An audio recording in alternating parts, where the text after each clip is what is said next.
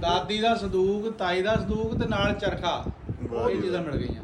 ਬੜੀ ਗੱਲ ਹੈ 76 ਸਾਲ ਬਾਅਦ ਉਹ ਕਹਿੰਦੇ ਲੈ ਜਾਓ, ਉਹ ਲੈ ਮੁੱਕਰੇ ਨਹੀਂ ਬਈ, ਉਹ ਕਹਿੰਦੇ ਲੈ ਜਾਓ। ਉਹ ਨਹੀਂ ਮੁੱਕਰੇ, ਉਹ ਕਹਿੰਦੇ ਵੀ ਤੁਹਾਡਾ ਆ। ਬਿਲਕੁਲ। ਜੋ ਮੈਂ ਕਿਹਾ ਵੀ ਚੱਲ ਪਹਿਲਾਂ ਹੀ ਪੁੱਛ ਕੇ ਆ ਗਏ। ਅੱਛਾ ਫਿਰ ਉਹ ਮੈਂ ਬਜ਼ੁਰਗ ਨੂੰ ਪੁੱਛਿਆ, ਮੈਂ ਕਿਹਾ ਤੇਰੇ ਪੇਰ ਦਾ ਕੀ ਨਾਂ? ਕਹਿੰਦਾ ਦੁੱਲਾ। ਅੱਛਾ ਮੈਂ ਕਿਹਾ ਵੀ ਤੇਰੇ ਡੈਡੀ ਕਿੰਨੇ ਭਰਾ ਸੀ? ਡੈਡੀ ਹੁਣੇ ਕਹਿੰਦਾ 2। ਜਦੋਂ ਕਹਿੰਦਾ ਹਬੀਬ, ਮੈਂ ਕਿਹਾ ਹਾਂ ਠੀਕ ਆ, ਮੇਰੀ ਭੂਆ ਨਾਂ ਲੈਂਦੀ ਹਬੀਬ ਦਾ ਨਾ। ਤਾਂ ਉਹ ਫਿਰ ਲਿਆ ਤਾਂ ਕਹਿੰਦਾ ਉਹਦਾ। ਫਿਰ ਮੈਂ ਕਿਹਾ ਵੀ ਅਸੀਂ ਪਹਿਲਾਂ ਦੇਖ ਕੇ ਆ ਗਏ। ਉਹ ਕਹਿੰਦੇ ਤੁਹਾਡੇ ਦਰਵਾਜ਼ੇ ਹੈਗੇ ਸਾਰੇ ਉਹੀ।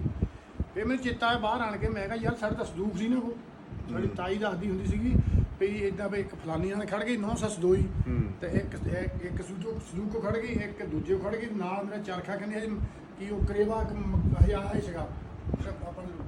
ਹਾਂ। ਪੇ ਕੇ ਦਿੰਦੇ ਹੁੰਦੇ ਕਰੇਵਾ। ਹਾਂ ਤੇ ਕਰੇਵੇ ਚਰਖਾ ਆਇਆ ਸੀ।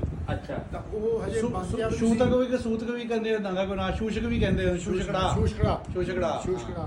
ਤੇ